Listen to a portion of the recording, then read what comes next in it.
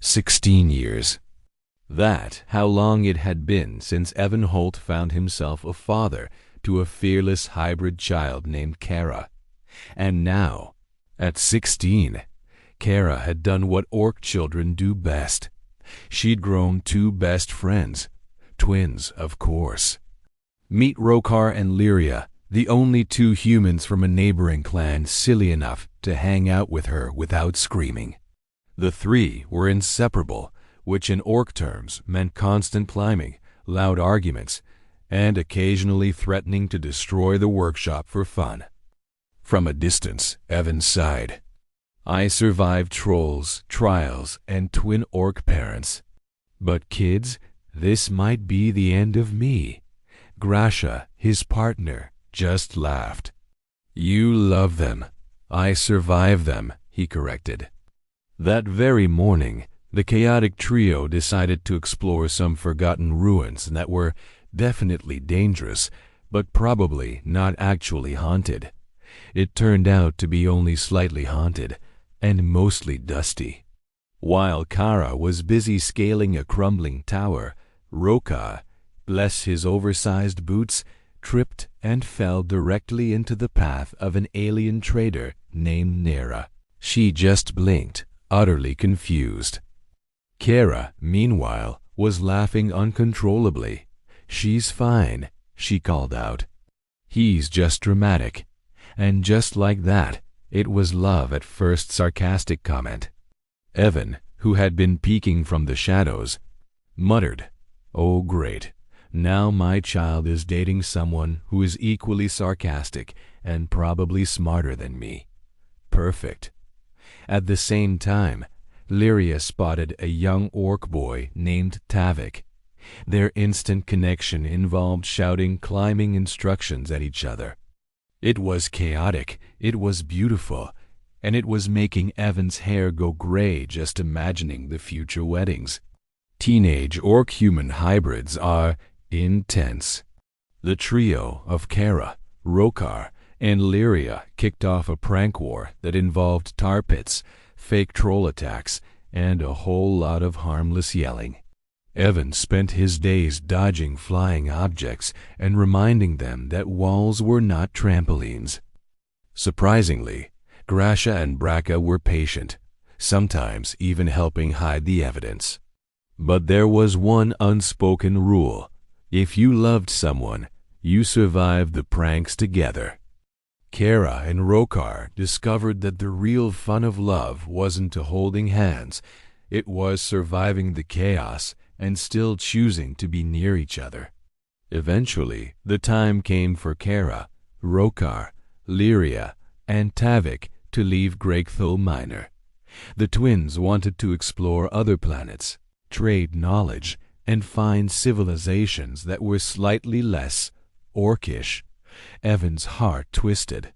He wanted them to grow, but not too far away, a tricky feeling when your kids grew up climbing lava tubes. I hope you survive, he said, trying to sound serious. You mean have fun and maybe die spectacularly. Kara shot back. Yes, that too, he muttered.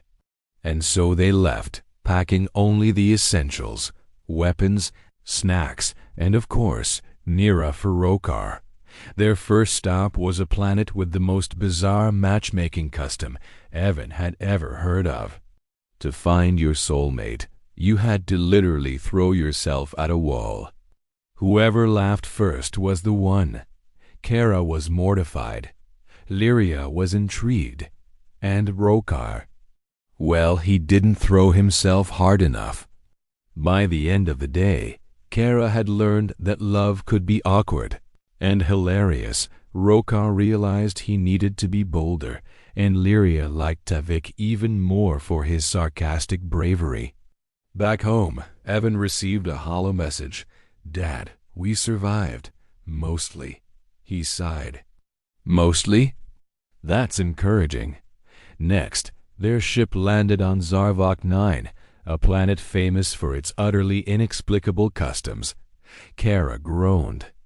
Why do these people insist we greet them by hopping on one leg while reciting our life story backwards? Lyria just shrugged. It's cultural. We survive or we insult the entire planet. Rokar tried it, fell face first, and somehow declared his love for Kara mid-tumble. She laughed so hard she was almost disqualified from the ceremony. Tavik, ever the observer, muttered, "This will be a training montage in the future." From a distance, Nira just face-palmed. "You kids are going to break something sacred, I just know it." Even Evan, watching on his holocom, couldn't help but laugh. But Zarvok 9 had a surprise in store. Rogue alien merchants who tried to swindle the twins out of their treasures. Kara, ever the clever hybrid, devised a plan involving fake maps, hollow disguises, and a lot of loud, sarcastic yelling. Rokar and Tavik executed the plan, though Rokar kept shouting the wrong instructions. In the end, they not only saved their treasures, but somehow ended up with 3 extra alien pets nobody knew how to care for. "Great," Lyria said. "We just became responsible for intergalactic chaos." Evan's holocom pinged. "You are all insane. Stop surviving so well." "It's making me nervous." The journey wasn't all chaos, though. On a quiet alien hill, Rokar nervously tried to tell Kara how he felt. You're really brave and smart," he said. Kara blinked. "You mean sarcastic and messy?"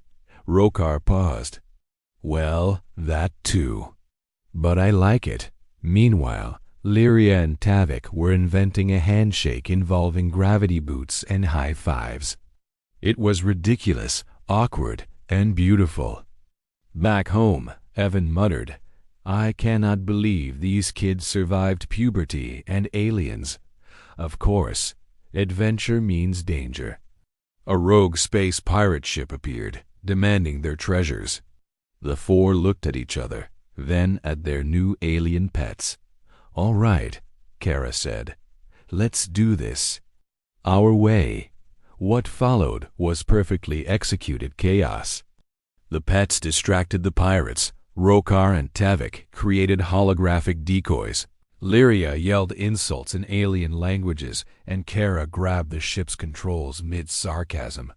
The pirates surrendered, mostly from sheer exhaustion. Kara grinned. "Next time we do diplomacy first." Rokar muttered, "What's diplomacy?" After months of adventure, they realized something. The universe was wide and wild, but their hearts were on Grak'thul Minor. "I miss the chaos of home," Kara admitted. "Yeah," Rokar agreed. "And Dad yelling at us for climbing the walls." They decided it was time to return. Evan watched their approach on the HOLO-com, muttering, "Thank the stars, you survived. Please don't break the landing pad." When they landed, they were greeted by the thunderous roar of Grasha and Bracca running towards them. "You took too long," Grasha yelled, pulling Kara into a massive hug. "We were getting bored with the silence." Evan stood in the background, half smiling. "You kids didn't learn anything, did you?" "Still bringing chaos home?" Kara grinned. "I'm sorry, Dad, but we didn't break anything this time. Just the planet's peace," Evan muttered. "That's all." Soon, the real reason for their return became clear. Weddings. Orcs don't have proposals. They have a very public matching ceremony. What does it involve? Evan asked, already dreading the answer. Grasha grinned. "Everything in public, Evan. You will stand, shout your feelings, and be prepared for no one to be happy. It's tradition." The ceremony started at dawn, but wasn't ready by noon. It began with a feast, followed by shouted declarations of love, and then combat just for show. Kara and Rokar sparred, while Lyria and Tavik pretended to have a dignified rivalry. Their vows were awkward, and the spear-passing ceremony somehow ended in a huge mud fight. "You're telling me this is tradition?" Evan laughed. "This is just a plot to get everyone dirty." Grasha winked. "Oh, it's tradition. You just have to enjoy it." The mud fight ended with Kara declaring victory, holding a wooden spear she had no idea how to use. Rokar, half buried in mud, just laughed and pulled her in for a kiss. As everyone cheered, Evan realized it. The chaos, the love, the mistakes. It was all part of the picture. He turned to Grasha and Braca. "Do I get to stay clean for at least one of these ceremonies?" Grasha just shook her head. "You're family now." And family gets messy.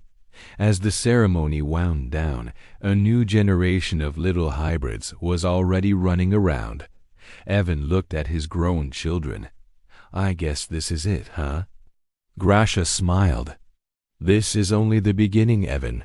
Just wait until the grandkids come." Kara, holding Rokar's hand, promised, "We'll make sure they're just as chaotic as we were." Evan just laughed. "Great, just great." A year later, Kara was holding her newborn son, Jorak, up to a training dummy. "You've got to be strong, kid," she grinned. "Your grandpa will probably have you running before you can talk." Evan watched from the doorway. "At least you're not teaching him to climb walls yet. No promises," she shot back. Across the village, Lyria was expecting a child with Tavik, who had become a surprisingly doting father-to-be. The day their daughter, Kavi, was born, the whole clan cheered. Time passed. More children arrived. The whole family, Evan, Grasha, Braca, and their growing brood, came together for a grand reunion. It was loud and overwhelming, but Evan was grinning from ear to ear. "Didn't think we'd make it this far, huh?" Grasha teased. Evan laughed. "Not in a million years. But you know what?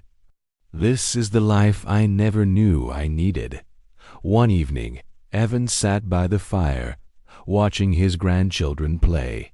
He'd helped raise a generation full of orc strength and human heart. "I didn't think this would be my life," he muttered. "I thought I'd die an old, grumpy mechanic." Grasha sat beside him. "You didn't just survive it, Evan. You thrived in it." He looked out at his family, his heart full.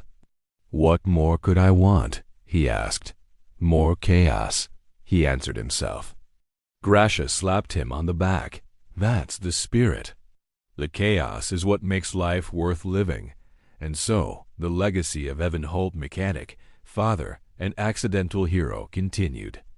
The prank wars became legendary, and the family he helped create grew stronger, more united, and full of hope for the next long, winding road of chaos and love. Thanks for watching. If you enjoyed this story, don't forget to like, share, and subscribe for more.